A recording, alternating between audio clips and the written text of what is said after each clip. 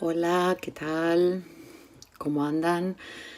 Espero que bien. Bueno, para completar un poquito los videitos anteriores, el tema de la naturaleza jurídica del Código de Hammurabi, incorporar otra característica, que es su naturaleza clasista. Ayer hablábamos de en los videitos que van anteriores, hablábamos de la naturaleza casuista del código y ahora podríamos decir también que tiene un carácter clasista.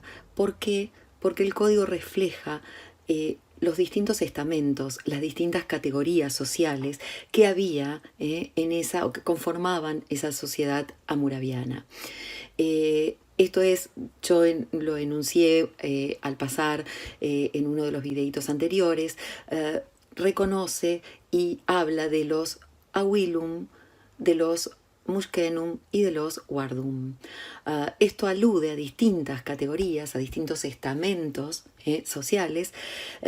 Los Awilum, los hombres libres, ¿sí? Quienes serían los sujetos de derecho pleno, aquellas personas más cercanas en su rango, en su jerarquía, a quienes integran el palacio, a quienes son las autoridades del palacio, a quienes tienen los altos cargos religiosos, y también distintos tipos de trabajadores que tienen más que nada su vida y sus relaciones y sus actividades vinculadas al ámbito del palacio, insisto, o también al ámbito de lo religioso.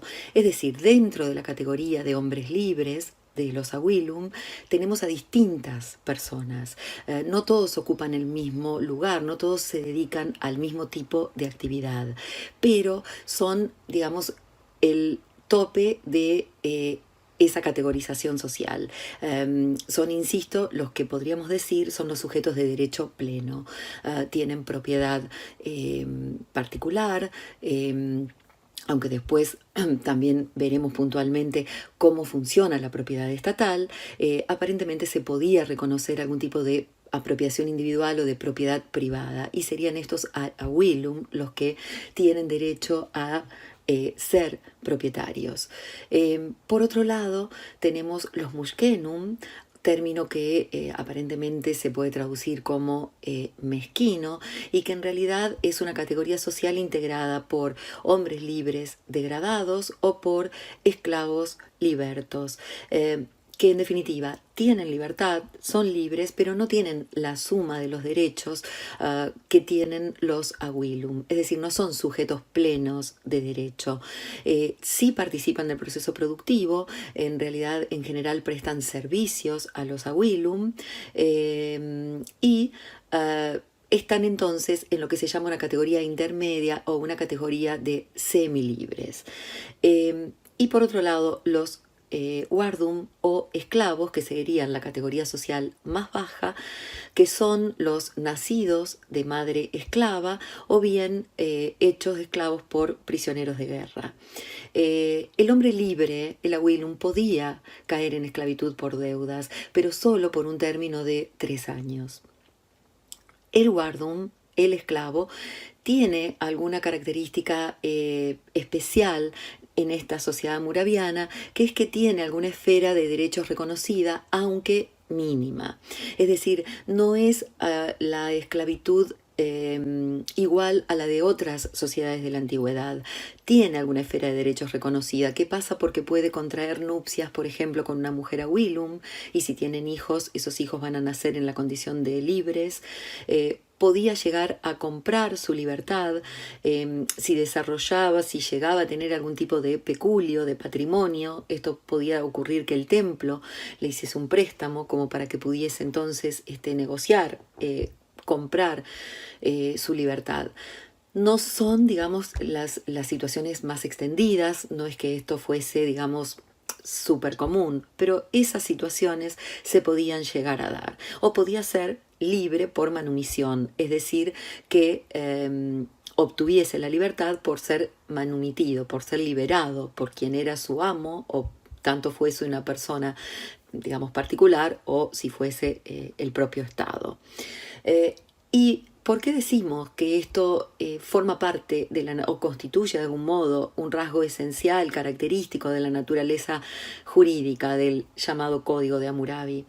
Porque el código, cuando sanciona las conductas, digamos, contrarias a la ley o a lo que es tenido por bueno en esa sociedad, distingue a las distintas categorías. Es decir, la sanción no es la misma para todas las categorías sociales. No hay lo que podríamos decir un principio de igualdad ante la ley en el Código de Hammurabi.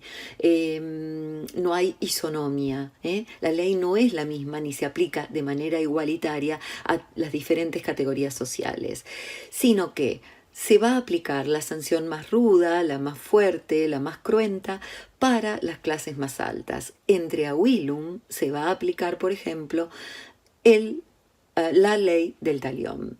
Es decir, que si nosotros volvemos a lo que es el conocimiento de las sanciones primitivas y recordamos que el talión era aquella proporcionalidad, aquel criterio de proporcionalidad entre el daño causado y la sanción que se aplica, como una limitación intensiva de la pena, como una limitación a la venganza privada, una limitación de carácter intensivo, insisto, esta ley del talión queda consagrada, queda reflejada dentro de los parágrafos contenidos por el Código de Hammurabi, pero solo como aplicable entre Awilum, a la categoría más alta, entre hombres libres. Esto es un poco lo que yo les decía también, criterio que aparentemente también ya tenían las leyes sumerias.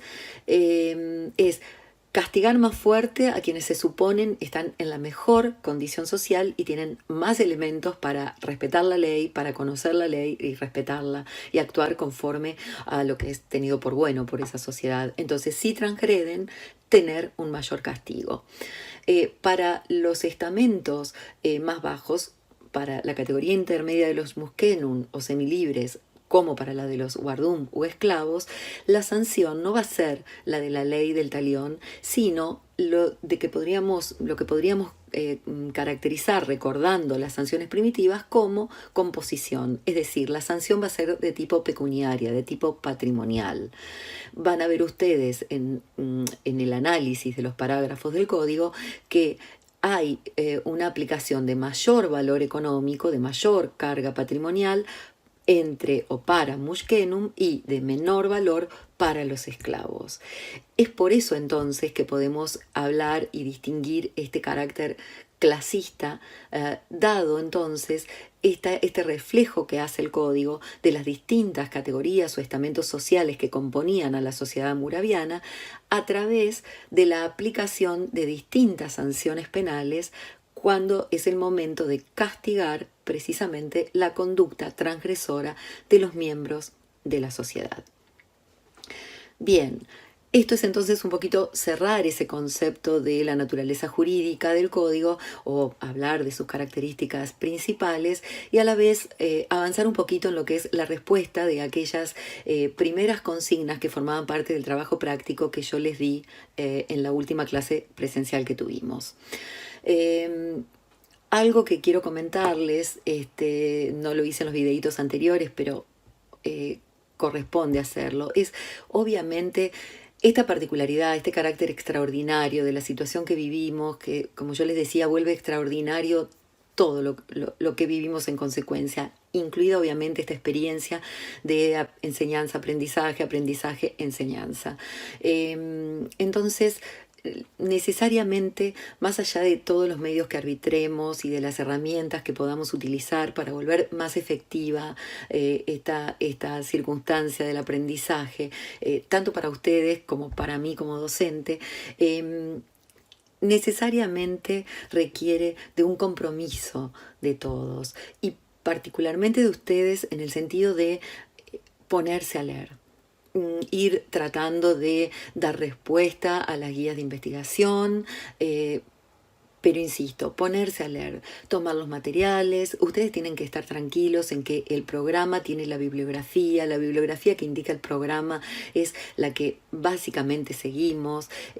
Entonces ustedes en ese material tienen que tener la tranquilidad de que allí pueden abrevar, de que más allá de que se indiquen otros materiales o de otro tipo de aportes que se hagan, ya sea vía WhatsApp o vía el aula virtual, o por cualquier plataforma que podamos utilizar en el futuro para comunicarnos, para estar conectados y para avanzar en el conocimiento de nuestra materia, lo importante es que ustedes se organicen de alguna manera, que dediquen un tiempo concreto a leer, a ir investigando los temas, insisto, tomando como guía el trabajo práctico de la última clase presencial, las guías de estudio que fueron ya acercadas, las que se vayan dando en el futuro.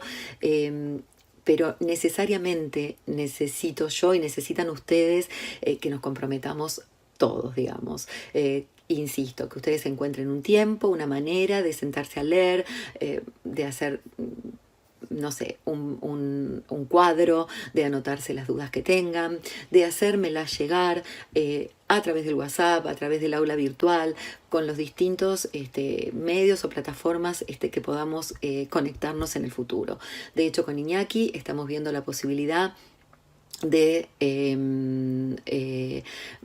organizar una teleconferencia por Zoom o bueno, tal vez una clase vía Instagram o Facebook, veremos, pero de cualquier manera, mientras tanto, insisto, leer, ir avanzando, tomando en cuenta las guías que yo les he ido mandando y ir apuntando las dudas y haciéndomelas llegar. Bueno, nos vemos pronto, espero, y que estén bien y que pasen un lindo fin de. Besitos a todas y todos. Nos vemos pronto, ojalá.